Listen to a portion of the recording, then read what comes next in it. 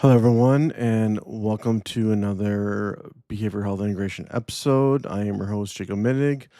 I know it's been a while, but I'm going to try to work on being more consistent in these videos and whatnot and putting them out. But I feel like this is a great one, which will be a two-parter.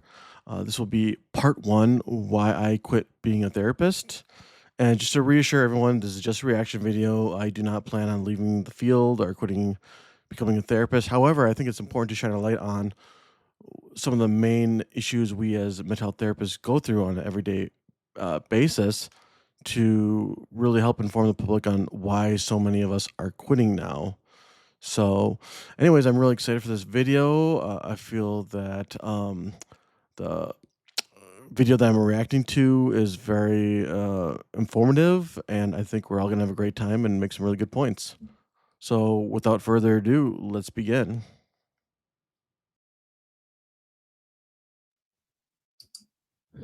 All right. I get asked all the time, why did you quit being a therapist? I was a therapist for a little bit over 10 years. It was a job that I loved. I was so passionate about it. I gave my heart and my soul to it. And it was something that I did in a lot of different contexts. I did it in different clinic situations. And I ended up working the last six and a half years just in private practice. I worked with a full range of types of people, except for children. I didn't work with children. I didn't want to do that because I didn't believe children belonged in therapy. But I worked with all sorts of adults. Yeah, that's interesting that he says that. A lot of therapists actually feel that same way. One of my first days at my internship, the internship director was talking to us about the job and whatnot. And so she had her clinical ID and everything. She has a lot of years of experience in the field. And she right off the bat said, "This is why I could never do child therapy because I don't think they're the problem. It's the parents." So in reality, it's more of like a system. Like everyone has a part of the system when it comes to like family therapy. But yeah, very common. A lot of therapists struggle work with children because they feel like they're not the issue. I did couples therapy. I did mostly individual therapy. I did some family therapy also. And it was something that totally consumed me in terms of just my passion, my intellect, my emotions. I was really, really, really into it. I loved it. And yet I quit. And so I think it can be hard sometimes for people to get why I quit. I actually haven't been a therapist now for almost 8 years. And so I've had a lot of time to think about it. And here are my reasons. The first reason that I quit being a therapist is it was such a struggle for me to be a therapist in a system that was so messed up. So he might go on to talk about this, but obviously I'm very passionate towards this field. But again, I agree with him. There's a lot of system issues, especially with how therapists get paid, financial issues, insurance companies, just it being difficult to get on their panels, but not only that, just the low reimbursement rates. And now I'm actually starting to have more issues with not even like the reimbursement rates, but the rate of how we get paid. Where when you let's say do a session, we consider that a claim. So you push the claim through to the insurance companies. Um, they always tell me like we have the right to pay you within 30 days. So a lot of times, like myself or therapists like me, we call after 3 weeks and be like, "Hey, what's going on? Is there anything like, is there any issues?" Because a lot of times claims get denied and we have to edit it or do something different and then resend it through. But again, like they always say, we have up to 30 days to pay you. So that just really irks me, that grinds my gears. And I'm wondering to see if he gets into any of that. But yeah. Mental health system was not a healthy system. And that's the irony. Yes. It's a system that's supposed to help bring people who have mental health problems back toward mental health. Yet the system itself is totally mixed up and screwed up. The system presents itself as science, but it's not science. It's not even really social science. A lot of it's antisocial anti-science, or maybe antisocial pseudoscience. For starters, therapists are supposed to diagnose everyone. I was a therapist in New York State, a licensed clinical social worker with my R letter, meaning I had 6 years of supervision, which allowed me to have the highest level of billing to insurance companies. Now, social workers in New York have to diagnose everybody. They have to diagnose every client they see in therapy.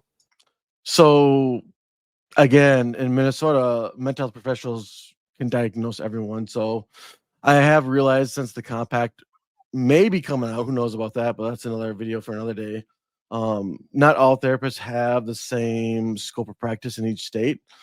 I even heard in some states, mental health professionals cannot diagnose people, which is astounding to me. But so when I say mental health professionals, I'm talking about like the licensed version of that route. So like myself, I'm an LPCC in the state of Minnesota. So once you graduate in Minnesota, you need 4,000 hours to post supervision to obtain the LPCC, along with you passing the national exam as well. So again, social workers, which would be known as an LICSW, have that. LMFTs. So there's different tracks or whatever, but we're all considered mental health professionals. And in the state of Minnesota, we all, from my knowledge, have the same scope of practice as it comes to giving a diagnosis in the DSM, or now it's the DSM-5 TR. Yeah. And diagnosing people is incredibly stigmatizing. It can really actually cause people a lot of harm. And when you're in a field where you don't want to do any harm, why do you want to do something that's an intrinsic part of the field that actually so often harms people?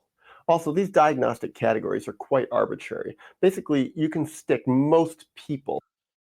So see, he's going over a lot of them. I agree with this. Labels can be very powerful in a negative way. I personally, when I do a diagnosis or whatnot, some people might call this unethical. Like I don't initially take initiative to be like, hey, you have this disorder now or whatnot.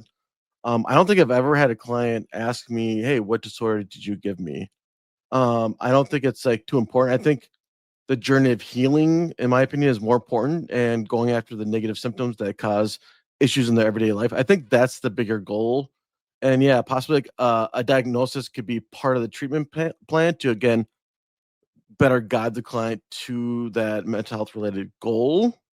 But again, usually in the early sessions, they explain to you more in detail of what their goals actually are. So that's another reason why it's not super beneficial. But again, he's going over a list of disorders right now. So for those of you who can't see, I'll just name a few: bipolar one, major depressive disorder, antisocial personality disorder, generalized anxiety disorder, um, schizophrenia, dependent personality disorders, ADHD, schizoaffective disorder, and so forth. So, yeah, people do get, they really do experience a negative emotional impact when they hear about these disorders and them just being diagnosed with them. In any number of these categories at any given time. So really what that does is that gives the therapist a lot of power to label someone with something that really doesn't have a lot of meaning. But that's just one thing that I found ridiculous. Another thing is this whole thing about medication, psychiatric drugs. We're supposed to push people. Therapists are supposed to push people into taking psychiatric drugs. I disagree with them on this. That's more of like a medical doctor or psychiatrist route. Now, again, I don't know if he's worked at a hospital in New York or any hospital system. I never have, so maybe it's a little bit different. I mainly have worked at mostly residential treatment centers. I'm working a little bit now at a community mental health agency. I've been having my private practice for almost 2 years now. I never ever push meds on people. Throughout my career, I never have ever felt pressure to do so. Now, to be honest, yes, in the back of my mind, there have been times where I thought, okay, this client could benefit from medication, but that's even a really, really rare case when a client could be dealing with some type of psychosis in the middle of session, or their anxiety is at an extremely high level where they can't really sit down and focus and process what is actually being said in the session and whatnot. So yeah, there might have been like two clients where I suggested like a medical evaluation to possibly be put on medications, but then again, I never made it a requirement. But at the most, I made it like a strong recommendation for some clients. Again, maybe out of the 2 years I've been in private practice, there might have been like two clients that I maybe strongly encouraged meds, but never said it had to be a for sure thing. I was never going to leave them if they weren't going to be on meds, but just their demeanor and the language they were using and how they were presenting themselves, I didn't think therapy was doing much good because their central nervous system wasn't calmed down. They were getting triggered a lot. Again, like I said, mentioned before, they could have been going through a type of psychosis in the session and whatnot. So in that way, like medications can almost help in the sense of like calming the client down and getting them to focus even for a short period of time so it can at least get some work done in the session. So if you have this problem, you're supposed to take this drug. This problem, you're supposed to take this drug. Oh, you have sleep problems, you can take this drug. And oh, you have this kind of mood problem or this kind of mood problem, well, you're supposed to take this drug or this drug. And if you have a side effect of this drug, you're supposed to take this drug. And it becomes really ridiculous, especially when you consider how unhelpful and downright dangerous so many of these drugs are, and how difficult it is to get off these drugs.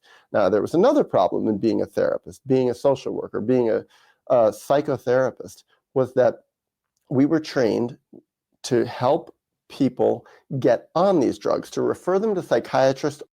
yeah, no, that was, again, I'm not taking anything away from him. That was not my training. Again, I went to Adler Graduate School. Adler was actually against meds. Now, see, I love Adlerian therapy. I'm proud to call myself Adlerian therapist. I don't agree with everything Adler said, and Adler did have a belief of like going against prescription related types of medications. I don't necessarily believe that. I think medications can provide a lot of benefits for people, especially in certain disorders. But yeah, no, that's totally not my experience. Again, my grad school never encouraged me to push meds on any client at all. So yeah, again, I'm not taking anything away from this guy here that are from Daniel, but that was just really not my experience in grad school. Or medical doctors, whenever they were having any sort of problem considered outside the bounds of what we were able to help them with. Now, that really could be interpreted very broadly, such that therapists are supposed to, and often do, refer people to psychiatrists for basically just about every problem. There's lots of therapists that refer lots and lots, if not most of their clients, to psychiatrists. Yeah, I don't. Sorry, I keep like stopping people, but yeah, that's not my experience at all. No, I mean, I think it's helpful to have resources. Like right now, I know some medical doctors, or I work really closely right now with the nurse practitioner specialized in psychiatry.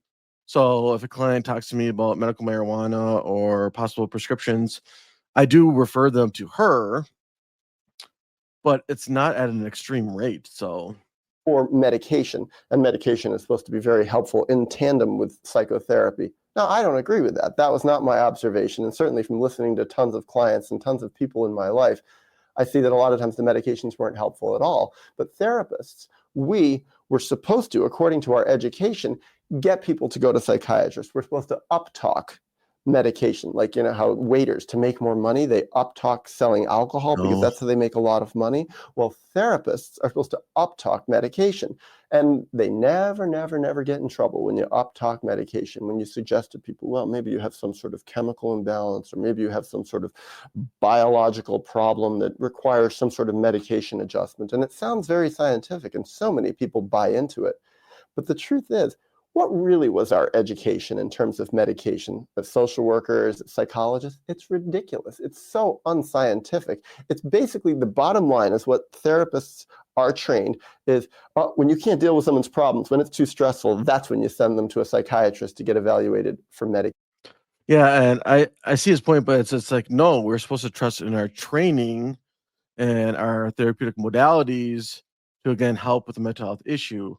But more importantly, develop that good chemistry with the client, good rapport, good person-centered therapy, motivation interviewing for certain issues and goals and whatnot. That's our training. Yeah, and again, a lot of times people will sometimes believe like the optimal care is medications and therapy. Sure, for some people that is a great route, medications plus therapy, and maybe just eventually therapy. But again, everyone's different. Again, I'm not giving medical advice on this live right now. This is just going off of my own experience. So yeah. But you never get in trouble. It's considered totally within the bounds of our competency of practice, within our sphere of practice, to send people for medication evaluation. Now, where it gets ridiculous is the opposite. What about when people want to come off medication? Because lots and lots and lots and lots of clients really do want to taper down off their medication or just stop them entirely. So how do therapists help them? Well, what we're told is, oh, no, that's not within your area of competency. Don't even talk about that. That's very risky. You can get in a lot of trouble for that. And who wants to work in a field like that? And there's so many other ridiculous things. I can go on and on and on, but I think of one. Yeah, wow, that's a doozy. I mean, he's partially right in the sense of like that is way out of our scope of practice. So it's not our job to taper a client off of medications. Our job is to show the client unconditional love and respect and meeting them where they're at. And yeah, I mean, you can have an open discussion about medications, but like my thing is like I always pride myself on doing a good job and staying in my lane in that regards of, hey, how's the medication making you feel? Okay, it's not making you feel good. Okay, how long have you been having these feelings or whatever? And if they ever bring up like obviously feelings of unaliving themselves, then you have to take the crisis intervention route and then refer them to crisis hotline 988 or get them to a safe place, safety planning. But I digress. I'm getting a little off topic here.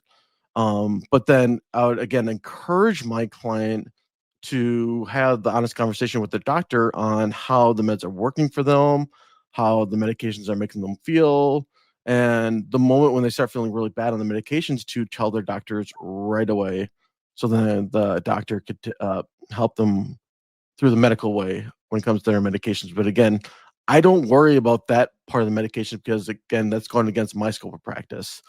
I think in grad school we might have taken like one class on psychopharmacology. It was a really cool class, by the way. But yeah, there's just so much knowledge on medications, their effect on the body, the peak of medication, half lives. I mean, there's so much to know and learn. So yeah, I think it's fine for therapists to be educated on medications and effect on the body, but you need to know your place and your scope of practice.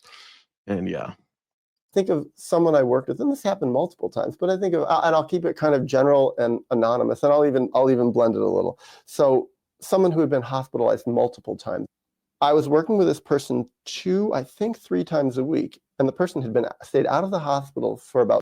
So right there, I have issues with again, every client therapist is different in how they interact with one another. You know, I was always taught like you should never ever see a client 3 times in a week. Even 2 times is a lot. If the client is, let's say, trying to manage or deal with like severe mental health issues or a crisis, then I think it could be appropriate, depending on the situation, to see them 2 times a week. But even that, you don't want to do that long term. So again, when I hear this gentleman Daniel saying like was seeing a client at some point 3 times a week, I think if it's that severe, I think they need to be in the hospital. Or like you mentioned, I think just now, like partial hospitalization, um, for again, maybe medication issues, med changes, just so I can get some stability. But yeah, personally and professionally, like I never think it's a good idea to see a client 3 times in a week. I think if they need that level of care, they need to be in a setting that provides them with like safety and medications and round the clock care. Like I said, at a hospital or some type of a facility. For the short term, by the way, for the short term. 6 months, which was the longest in their adult life they'd ever stayed out of a hospital. Well, I got a call from their insurance company. You're not authorized to see this person 2 to 3 times a week. That's considered completely unacceptable. We'll only authorize once a week.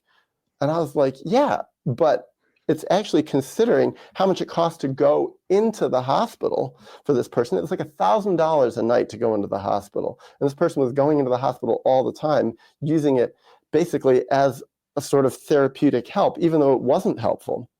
Now, how much was I getting paid? For a 45-minute session, I think I was getting paid $37 a session, $38. So basically, now, I think when this gentleman made this video, it was at least 10 years ago, at least, maybe even longer. But even that, even 10 years, that's such a brutal rate. Oh God. Horrible, horrible reimbursement rates. It's I mean, I think this is a great thing he's bringing up. I disagree with him, and I kind of disagree with the insurance companies a little bit, but I love the argument though he's also making. Like I just mentioned, like a lot of the times, yeah, insurance companies not gonna like let you see a client 3 times a week. So I guess what he's saying is that the insurance company called him or communicated to him that we're not going to reimburse this rate or this much in 1 week, like 2 sessions or whatnot. But I will say this, like he made a great argument. He's like, hey, this client was in the hospital, I don't know, 6 months ago, A, B, and C amount of times, whatever. And working with me, they have reduced their hospital visits, which he mentioned something like one hospital visit a night is like 1,000 or whatnot. So he's making a good argument. I'll give him that. I'll give him that credit. One night in a hospital was the equivalent of about, what was that? What's about 28 psychotherapy sessions with me?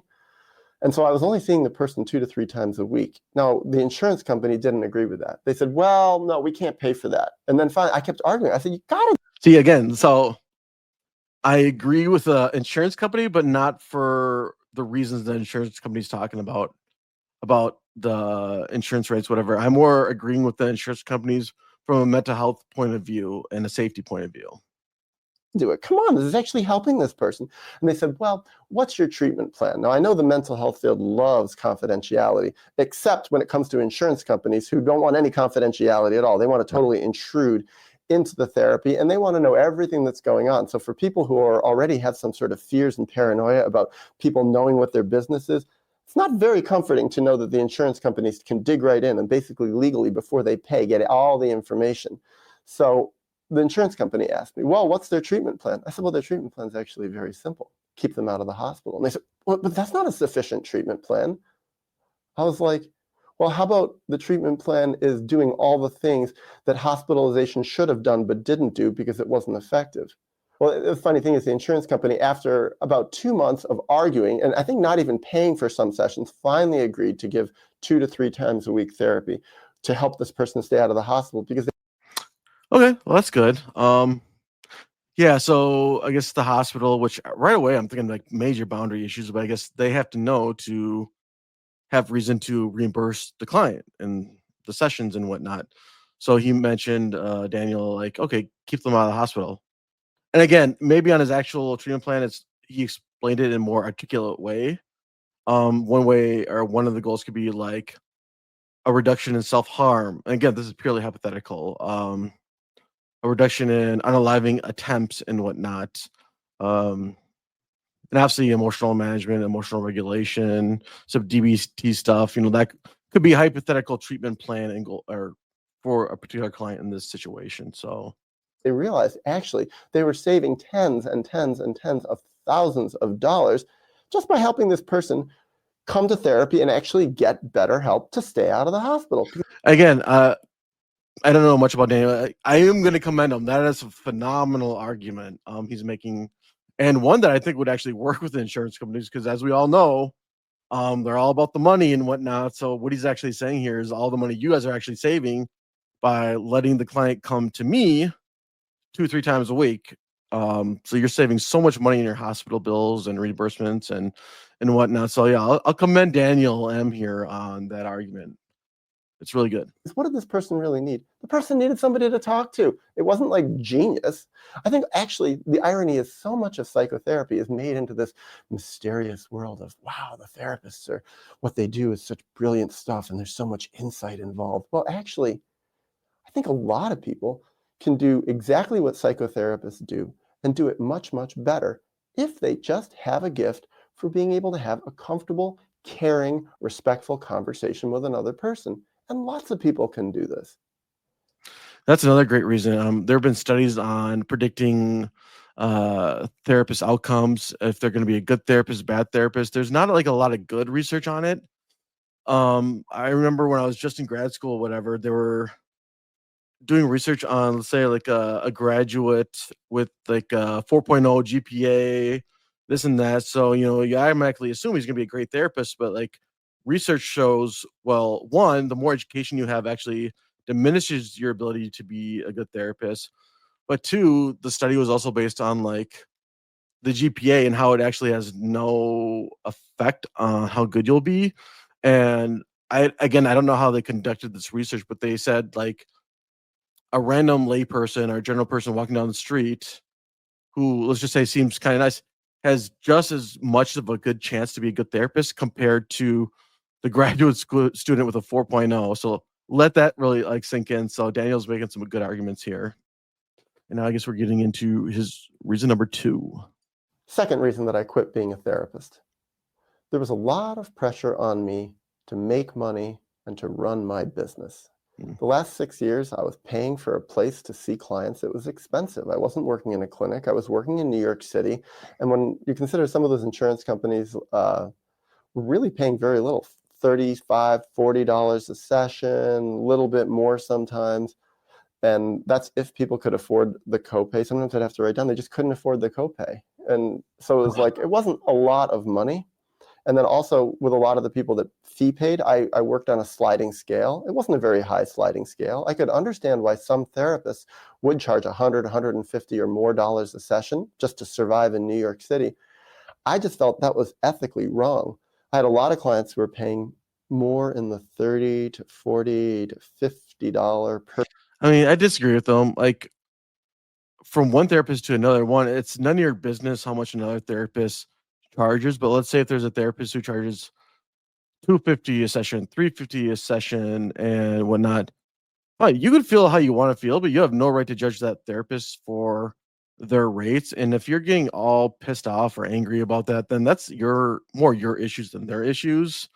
Um, but again, I can empathize with Daniel because you really want to help people, this and that. But like you said, you got to be able to make a living, and that's one of the issues where I'm kind of struggling with being a therapist is just the financial aspect of everything and the insurance companies low reimbursement rates or yeah, and it is really sad. Like I had clients too who sometimes struggle paying the copay, which could be 20, $30 a session, or just when I talk to other people online where they would even tell me, yeah, I have insurance, but my family had to stop therapy for me because we struggled paying the $30, $40 copay. It is a real thing. It's really, really sad. And it's more of, again, a health system issue we have in our country. So, but yeah, I can really empathize with Daniel because I mean, obviously I'm in Minnesota, so I can't imagine what it's like living in New York as a therapist, even though, yeah, this video is 10, 15 years old.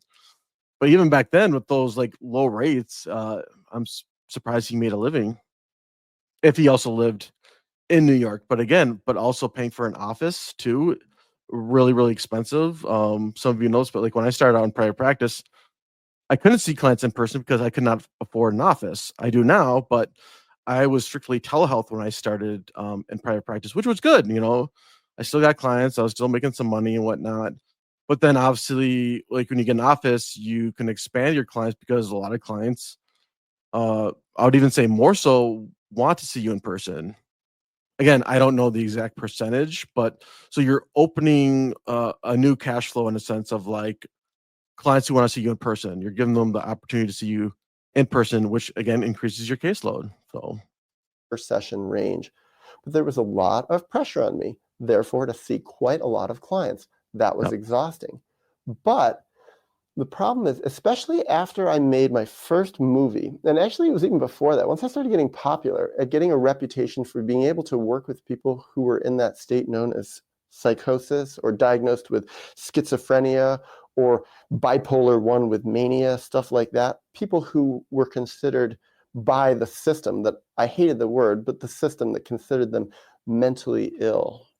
Well, what I found is a lot of those people discovered, ooh, here's a therapist that we could talk to, and they told people about me. And even in clinics, I got a reputation as someone, ooh, this guy can work with people who have those more serious problems. So, like you mentioned, I think he's getting into developing a niche, which is really, really great for a therapist, especially in your community, in your city, uh, just for as a professional way or benefit, but also a caseload. Like you're gonna find people that come to you, especially word of mouth. But if you have a specialization in, let's say, eating disorders, substance abuse, trauma, PTSD, or whatnot, and you're really good, people are going to talk about it.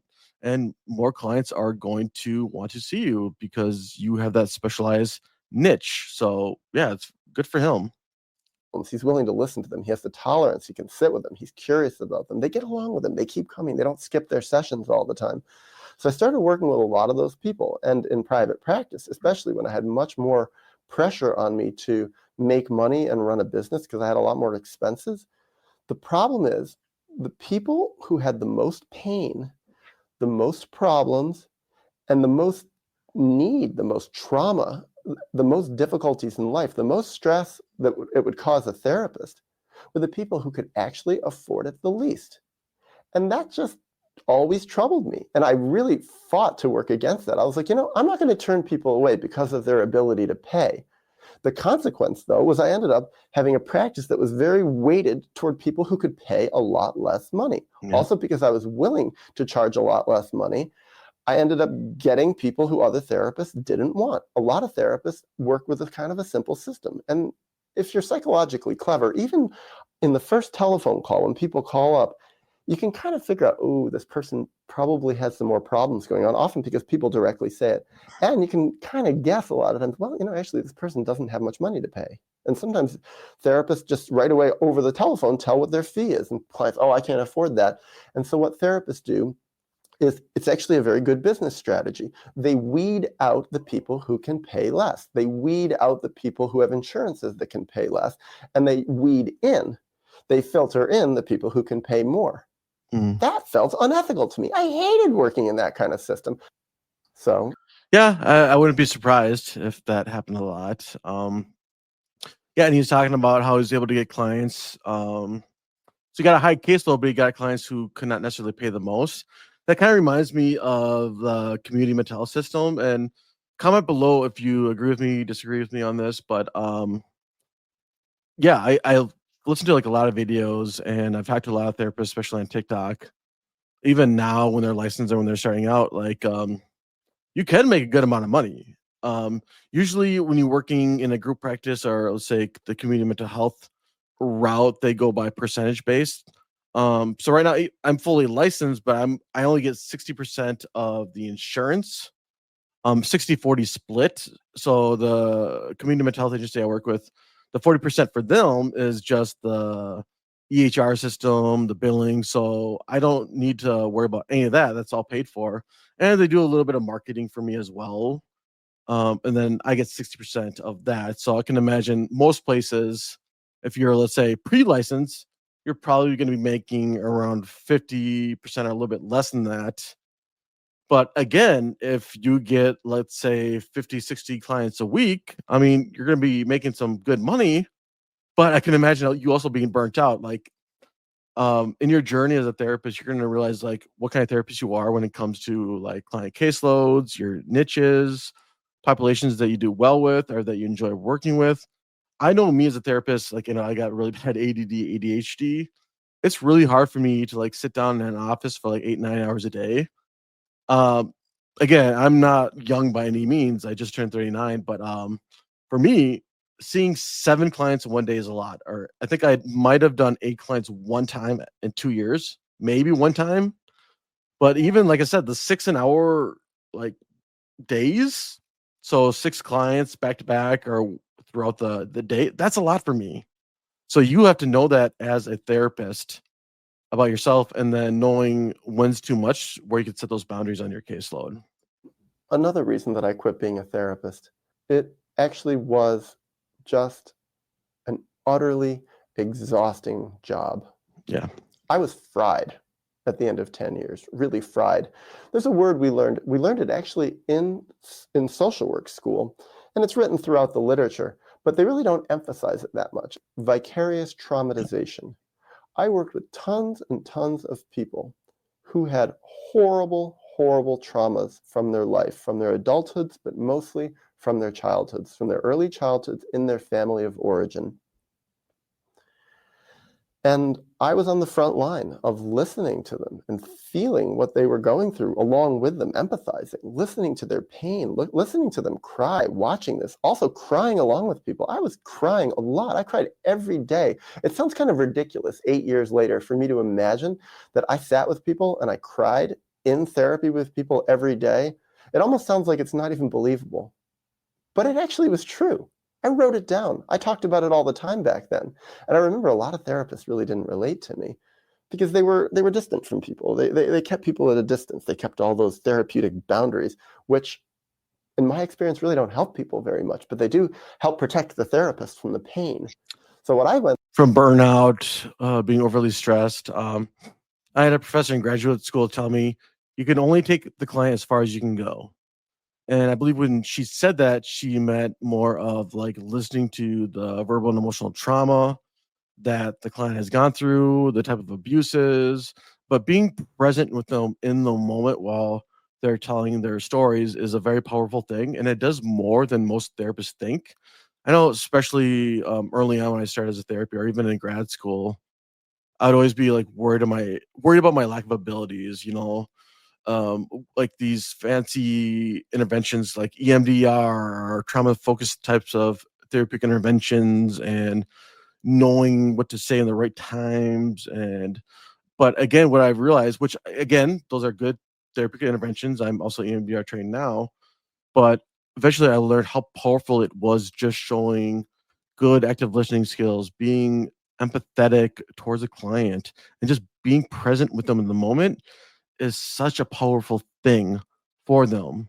So again, what I would tell like all new therapists is like, don't worry about the different types of interventions you want to learn and know about. Those are all great, but most importantly, develop that good chemistry between you and the client. Like that is the most powerful thing you can work on. through, was a huge amount of pain. Just listening to it, listening to the horror. Yeah. Also, it's like, did I get tainted as a person? Just listening to too many horrible things? I thought about that. I thought when I think before I became a therapist, if I had been a parent, I think I would have been much less protective of my children. After all those years of listening to horrible, horrible things that happened to people in their childhood, and the range of the horrible things were quite beyond anything I could have previously imagined. It's kind of amazing when I realized what people went through. So often I wondered, and I even asked people, after hearing your story, after hearing what you went through on an ongoing horrible basis, the rapes and the horrible molestations and the brutality and the beatings and the abandonments and all this stuff, how is it that you didn't kill yourself? I asked people that. And that It's interesting, like, when I would, work at treatment centers doing, like, the comprehensive assessments when a client would first get into treatment, whatever, and I always show a lot of honor and appreciation for the client because just hearing their stories of, like, childhood trauma, like, all the horrible things that they have gone through, I just, like, sometimes when I tell them, like, "God, it's a miracle that you're still here, standing, trying to get help." Being here, being in therapy at all, it takes courage, but you trying to go to therapy and in treatment and you just being here is a phenomenal first step. And the fact that you're still here alive trying to do better is a miracle. And I always want to show my appreciation and let them know that too. again and again, when I heard people give me the answer to that, it's that they love their life. People are incredibly strong, incredibly resilient. And also, people do have defenses to keep their pain at bay. And that's part of what's so horrible about being a therapist, is that therapy is the place where people do let down their defenses and their pain can come out. The confidentiality, the safety, the privacy, the intimacy of the therapy relationship does allow that pain to come out if it's a good therapy relationship. Yeah, it's kind of what Brene Brown gets into when it comes to like her lectures and whatnot. I know she talks a lot about like the connection between two people and the vulnerability, right? So the more the vulnerability knob is turned up, the greater the relationship becomes because there's that trust factor between the two people, especially in therapy, where once the client feels that they're honored by you in the moment, that you generally do care and respect them, they are going to be more vulnerable and feel more comfortable telling you certain things one session at a time. So, yeah. Relationship. So often what I've heard from people, my own experience also having been in therapy, was that therapy relationships were not a safe place for me to feel my feelings. Therapists just wanted to get rid of me. They were threatened by me. I kicked up their own defenses because I was more vulnerable, more open, more honest than they were. But what I found is if I was able to be with people in their pain, whoa, people really felt safe in a Yes. relationship with someone else to feel their feelings, when they were mirrored for who they really were as people and not criticized and attacked and put down and re-traumatized for it, not pushed to go on medications or called crazy or labeled all sorts of horrible things that the mental health field labels people. So we're gonna stop it right there, but just another point I want to get off of. Yes, it is so emotionally and physically exhausting to be a therapist, and I like giving this example. So my stepdad owns a concrete asphalt company, and I would work for him as a laborer, and just the type of work is really heavy, intense, really blue collar type of work. So at the end of the day, I'd be so physically exhausted. Therapy is almost like that in the sense of just being tired, right? So yeah, you're not doing the actual physical work, although say you have a construction worker, but like Daniel's mentioning, like all the stories that you hear and you being present with the client in their darkest moments, or the stories that entail the darkest moments of their life, and you just sitting there with them in that moment, that takes a lot of energy, and it could be kind of draining for a therapist at times, especially at the end of the day where you're mentally, physically, and emotionally exhausted just by hearing stories like this. And that's another reason we as therapists need to be paid more. Little side note there. But just knowing that exhaustion is just as tiring as being a construction worker, just in different ways. So, anyways, we're gonna make this a two-part episode of the series "Why I Quit Being a Therapist." I think this is gonna be a really, really good series. I'm gonna react off of other therapists' videos, but no, this is a really good one by Daniel. And again, I would love to hear what everyone else thinks. Other medical providers, doctors, psychiatrists, nurses, social workers, or just anyone. Please leave a comment down below what you think of the video. What I could be doing other future topics on and whatnot. So again, thank you, and until next time, be well. I just want to thank all of my listeners for your support, and just to inform everyone that the information expressed in this episode was not meant to be taken as therapeutic advice. If you do find yourself struggling with any type of mental health or addiction issues, please seek the care of a medical doctor or a licensed mental health therapist. And if anyone has any further questions for me, you can reach me at my email address, behaviorhealthintegration121@gmail.com. You can also find me on LinkedIn at Jacob Minig, where you will find more educational posts on psychotherapy, trauma, and addiction. And finally, you can follow me on my website, which is behaviorhealthintegration.org.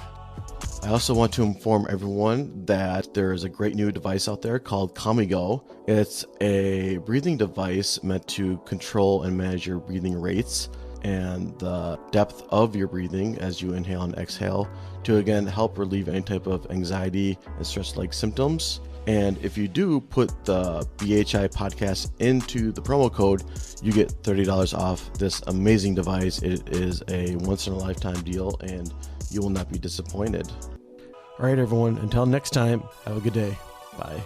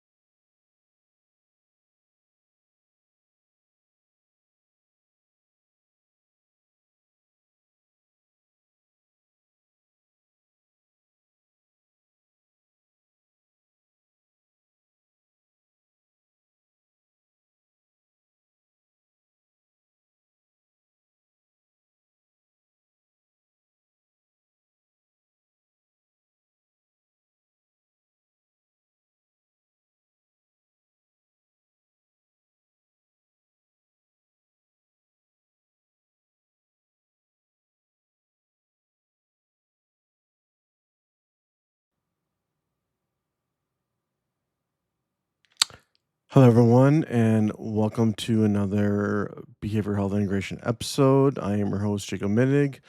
I know it's been a while, but I'm going to try to work on being more consistent in these videos and whatnot and putting them out. But I feel like this is a great one, which will be a two-parter. This will be part one, why I quit being a therapist. And just to reassure everyone, this is just a reaction video. I do not plan on leaving the field or quitting becoming a therapist. However, I think it's important to shine a light on some of the main issues we as mental health therapists go through on an everyday basis to really help inform the public on why so many of us are quitting now. So, anyways, I'm really excited for this video. I feel that the video that I'm reacting to is very informative, and I think we're all going to have a great time and make some really good points. So, without further ado, let's begin.